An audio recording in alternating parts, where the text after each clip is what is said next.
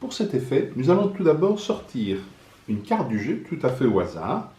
On dira par exemple que la carte choisie sera le 2 de carreau. Alors je vais reprendre cette carte et bien évidemment, je vais la perdre dans le jeu comme ceci. Alors je pense qu'on peut dire que là, dans ces conditions, le 2 de carreau est bien perdu dans le jeu. D'ailleurs, pour retrouver ce 2 de carreau, je vais avoir besoin de 4 cartes que je vais vous montrer dans un instant. Ce sont les 4 rois. Le roi de pique, le roi de cœur, le roi de trèfle et bien sûr le roi de carreau. Donc 1, 2, 3 et 4 rois. Alors ces 4 rois vont vous montrer un tour de magie exceptionnel. Regardez bien.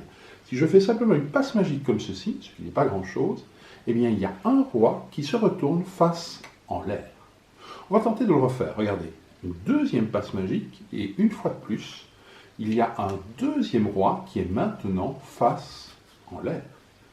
On va voir s'il sera encore possible de le refaire. Troisième passe magique, et là, regardez, 1, 2, oui, 3 rois sont maintenant face en l'air. Une dernière passe magique, et vous l'avez deviné, tous les rois sont face en l'air, et ce n'est pas une illusion, regardez, tous les rois sont vraiment face en l'air. Alors vous allez me dire, c'est bien, mais on n'a toujours pas retrouvé la carte choisie. Et vous n'avez pas tout à fait tort.